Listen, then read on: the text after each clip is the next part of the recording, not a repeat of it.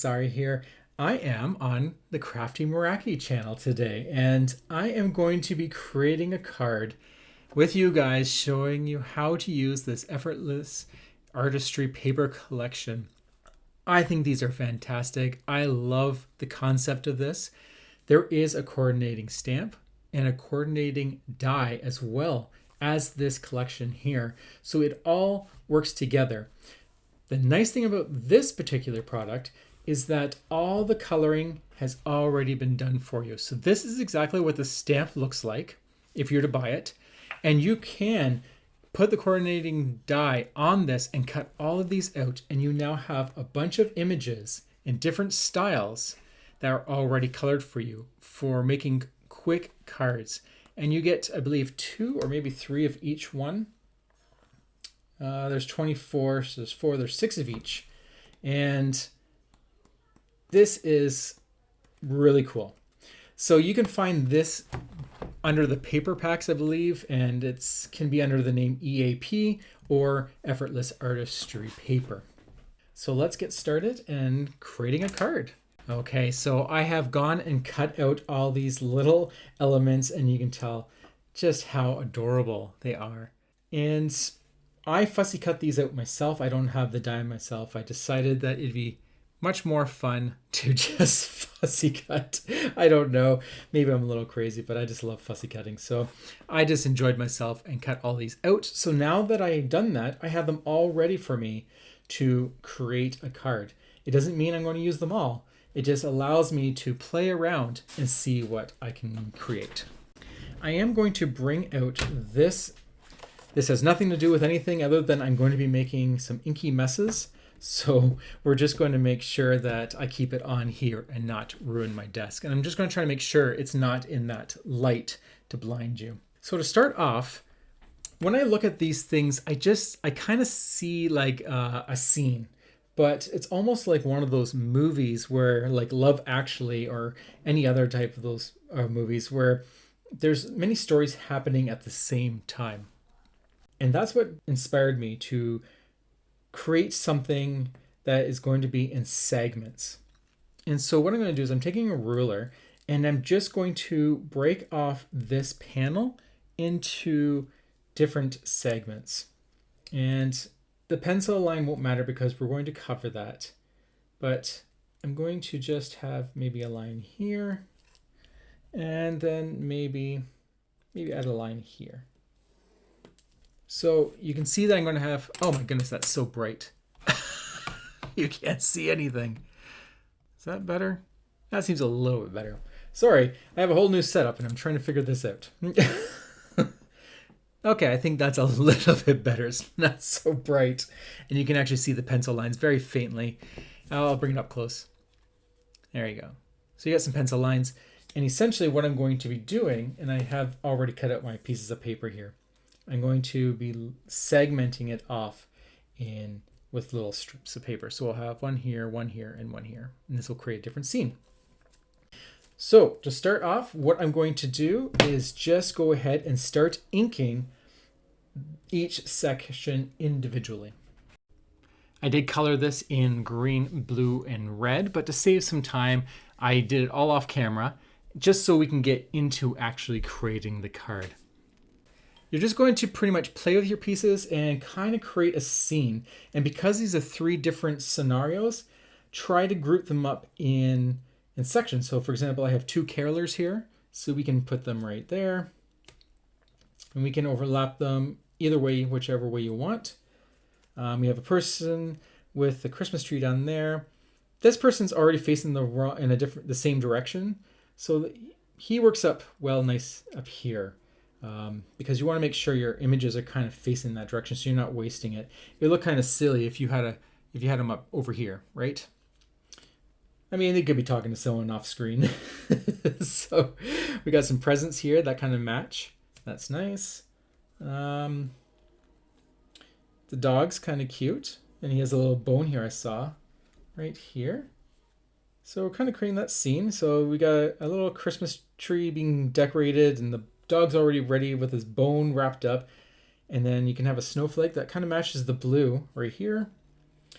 And maybe maybe I'll tie a wreath in here to kind of tie it all together if it fits. If it doesn't fit, then I can take that one off, but you kind of want to just fill in the scenes. This card is not going to have a sentiment, so keep that in mind because it's already too busy. Now that I have this all set up, I'm going to bring in some little mixed media pieces here. These are just things I have in my stash.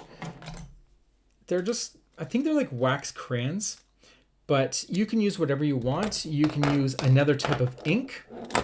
You can use pencil crayons. You can use whatever you have to do what I'm going to do. And essentially, I'm taking a color that's similar to the green, and I'm just going to add a big blob of it. And like I said, be sure of your medium, but this one is smooth and I can spread it. So I'm just going to put a big blob, and then I'm going to use my fingers to spread it. If you're using an inks, then don't do a big blob because you can just do a little darker and blend it out. As pencil crayons, start light and work your way. So just know your medium. Because essentially what I'm going to do is just make it so that there's a little bit of a shadow just in the beginning area. So that's all I'm going to be doing on this. So I have that one on the green. For the blue, this one, I have this dark blue color here, and I'm just going to do the same thing. Just start in the center. Make sure I wipe my finger off so I don't spread green on that. And then we'll just spread this out. Maybe a little bit more. And it doesn't matter how much you put in there. This is just add texture. Another thing you can do is bring out a stencil, and you can just stencil each part of these. Crafty Meraki has lots of stencils that you can play with. For example, there's shapeshifters that has a nice geometric shape on it. Also their mosaic maze as well. And if you want to do in different ones, you can just do them in the sections, right? And then each one can be a little different. And I would use the similar color so that it's very subtle. That's what I'm trying to do here, is trying to use something that's very subtle, just a little bit different. Now this one's interesting because this is almost like a timber, a burnt brown almost, but it's on red. So I'm going to just start light, and it's going to blend in. It's going to be very noticeable, but it's also going to blend in with the red quite nicely once I get my elements on there. And then we'll just spread that on. This one will be darker than the rest.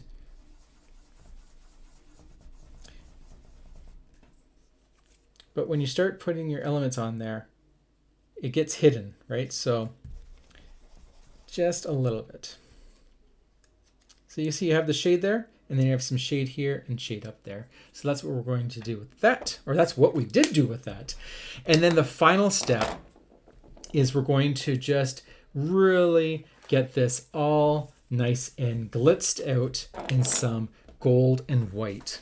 And I do hope that I don't make a mess, because I'm going to get in trouble if I find out that I get paint everywhere. So we'll have to keep this quiet, just between you guys and me. So we're just going to splatter some gold paint here, and I'm going to have to find all those missing blobs that go astray. But you can do big blobs, you can do small, whatever your brush does. It does not matter. Just have some fun. And then I'm just going to clean this up with some paper towel. That's all it is. Simple as that. And I can already see all the paint all over the place. Oh no. And then I'm going to bring out this white. These are just acrylic paints, but like I said, do it whatever you want. So you can use your inks. Just add a little bit of water. The inks will do it. It'll do different effects. It'll be more light, but yeah, there's no wrong way of making a background. So we're just going to make a watery mess, and I'm going to try, this one's a lot more white, and that's okay. There we go. And then I'm going to clean this all off, and then I'm going to bring my heat gun just to quickly dry this. So the next thing we're going to do is take our two little strips here, and we're just going to glue those over and make sure that they are covering those lines so that we have that nice separation with the big white gap. And it's easy as that. I chose oversized pieces so that, first of all, it was just easier to cut. But also because then I can just easily place these down without thinking too much, and I can trim off the pieces. Like that's pretty easy. So there we go. So now we have perfect divisions, and then the best part is when you get to trim it and reveal what it looks like. Now this is not what we want to see, this ugly colorful background, but when we turn it around, we now have our different scenes. Now this is the fun part. You take all these elements, and like I said, you have a book of these. You have so many to play with. And if you just quickly pump out some backgrounds, then now you get to play. You can tell a story. We can tell the story of a little boy who's decorating the tree, getting ready so that his little puppy can then open up his present, which happens to be a bone. He's getting his story. It's getting Christmas already. Then we have the carolers who are outside bringing cheer and bringing joy and spreading cheer. And they're outside in the white or the snow. That's why it's kind of blue. And we can put a little snowflake to show that it's actually snowing outside. And they're just singing away, bringing so much festive cheer. And then we have someone bringing some presents. Maybe it's Christmas now, and they're just laughing and enjoying a good time and family. So you have all the stories that you can tell while creating these. And I think this really is beautiful. It just makes me so happy to see all these little pieces come together. And you can create your own little story. And you can be as fun or elaborate as you want, or as simple as you'd like. It doesn't matter. It just however it makes you feel, and hopefully bring you into the spirits of Christmas and the holidays. Just remembering all the good times, all the friends, all family, everyone that's around. Even if you have pets, don't forget them. They deserve all the love too. And if you leave a little bone for them, I'm sure they will love it. They may not understand what's going on, but they will love that bone like nothing else. So yeah, definitely have fun with these. These are so ridiculously cute. And like I said, they come with coordinating dies, and you can get the stamp set as well. So if you want to color these yourself, which would be very fun and easy to color, they're very simple little images that you can color. You can get that, and then you have the whole collection. So that way, if you did get the coordinating die for this little booklet, you now have the stamp as well, so you can just keep stamping it so that the die still has a purpose.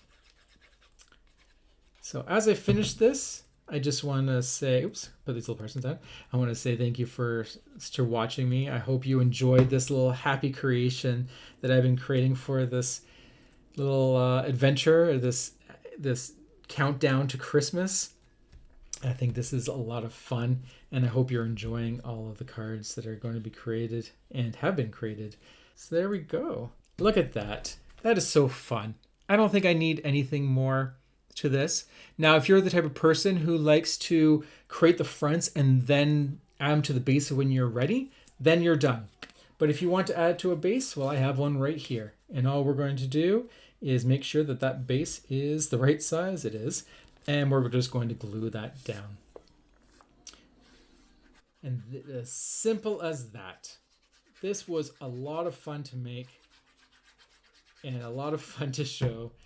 And I can see it just being a very easy pastime. Just choose some colors, have some fun, cut some images, make a beautiful card. I hope you enjoyed that. I had a lot of fun, and thank you so much for watching. So I do hope you have a great day, and I'll talk to you all later. Bye.